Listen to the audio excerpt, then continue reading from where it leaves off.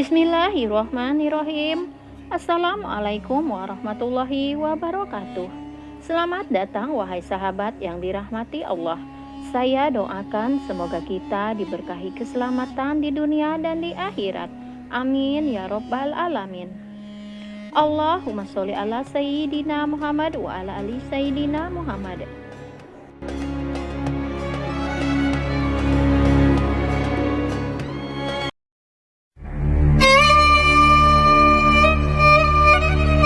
Dikisahkan pada zaman Rasulullah Shallallahu Alaihi Wasallam ada seorang pemuda beribadah tanpa kenal lelah, tekun melaksanakan sholat, sering berpuasa dan gemar bersedekah.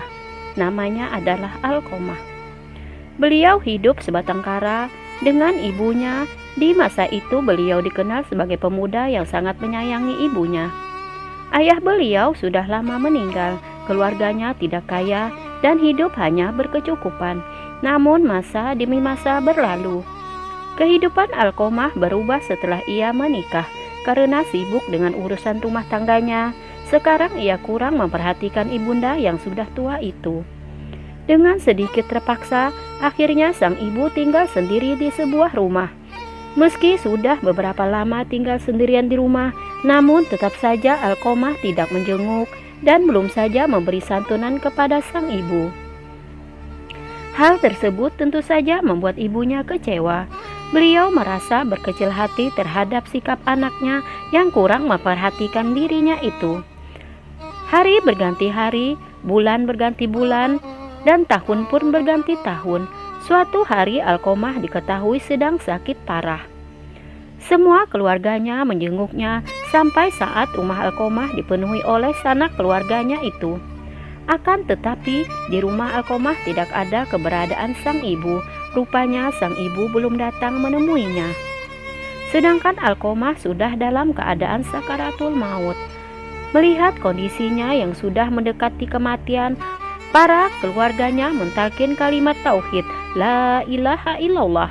Namun yang terjadi Alqomah, ia tidak bisa mengikutinya.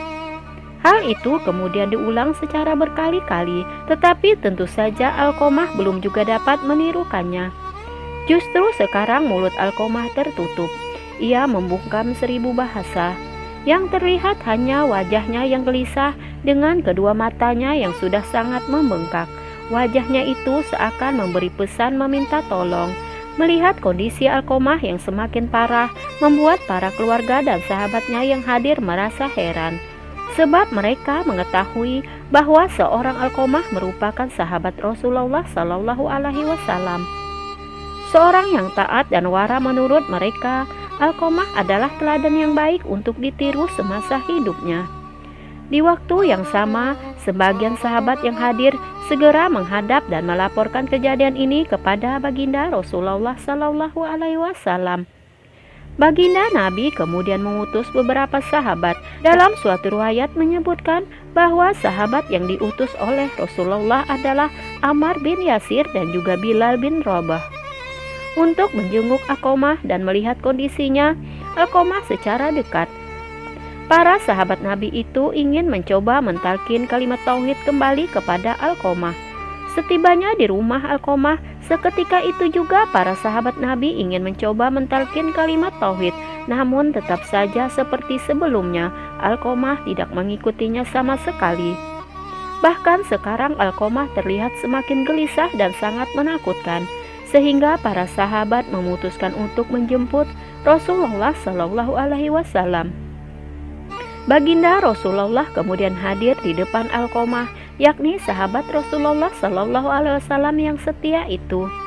Dengan hati yang cemas dan penuh kasih sayang, Rasulullah Shallallahu Alaihi Wasallam mentalkin kalimat tauhid.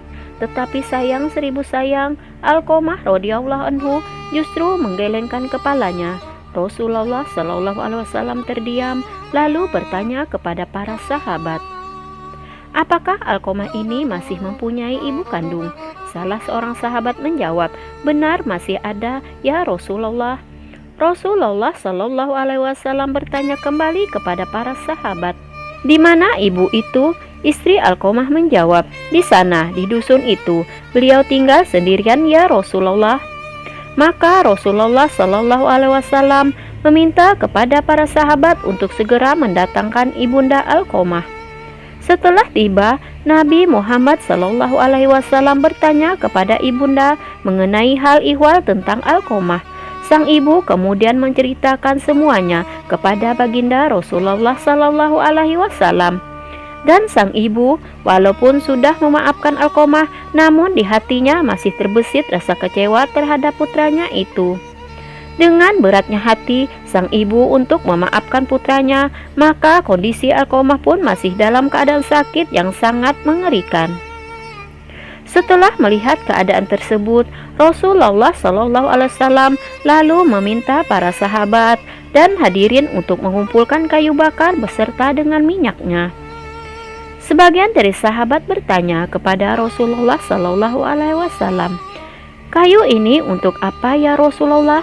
Rasulullah Shallallahu Alaihi Wasallam menjawab dengan nada tegas, "Untuk membakar Alqamah, sebab lebih baik kita bakar sekarang saja daripada kelak dibakar di dalam api neraka jahanam." Mendengar keputusan Rasulullah Shallallahu Alaihi Wasallam, sang ibu Alqamah merasa tidak tega bila anak kandungnya itu sampai dibakar di depan matanya sendiri. Sang ibu kemudian berkata kepada Rasulullah Shallallahu Alaihi Wasallam, "Wahai junjungan alam, janganlah dibakar anakku ini. Biarlah ku maafkan segala kesalahannya itu dan aku relakan segala pengorbananku untuknya." Lalu ibu Alqamah berkata, "Wahai Rasulullah, sebagai saksi juga para malaikat dan semua kaum muslimin yang hadir di saat ini, bahwa saya telah ridho kepada anakku yakni Alqamah." Rasulullah pun berkata kepada Bilal, "Wahai Bilal, jenguklah Alqamah dan lihatlah apakah dia sudah bisa mengucapkan syahadat atau belum. Mungkin ibu Alqamah mengucapkan sesuatu yang bukan berasal dari dalam hatinya lantaran malu kepadaku." Bilal pun berangkat, ternyata beliau mendengar Alqamah dari dalam rumah mengucapkan, "La ilaha illallah, asyhadu an la ilaha illallah wa asyhadu anna Muhammadur Rasulullah." Bilal pun masuk dan berkata, "Wahai sekalian manusia, sesungguhnya kemarahan ibu Alqamah telah menghalangi lisannya, sehingga ia tidak bisa mengucapkan syahadat dan ridhonya telah menjadikannya mampu mengucapkan syahadat." Dengan muka yang jernih dan mata yang sayu memandang, dengan bibir yang tersenyum, tersungging di bibir itu kalimat thayyibah, "La ilaha illallah." Alqamah radhiyallahu anhu akhirnya kembali dengan tenang dengan wajah berseri-seri. Maka Rasulullah Shallallahu Alaihi Wasallam melihatnya dan memerintahkan untuk dimandikan lalu dikafani. Kemudian baginda mensolatkannya dan mengebumikannya. Lalu di pinggir kuburan Rasulullah Shallallahu Alaihi Wasallam bersabda, "Wahai sekalian kaum Muhajirin dan Ansor, barang siapa yang melebihkan istrinya daripada ibunya, dia akan mendapatkan laknat dari Allah, para malaikat dan sekalian manusia. Allah tidak akan menerima amalnya sedikit pun, kecuali kalau dia mau bertobat dan berbuat baik kepada ibunya, serta meminta ridhonya. Karena ridho Allah tergantung pada ridhonya, dan kemukaan Allah tergantung pada kemukaannya. Wallahu a'lam bishawab." Sahabatku yang beriman yang dikasihi Allah, semoga kisah ini bisa bermanfaat untuk kita semua.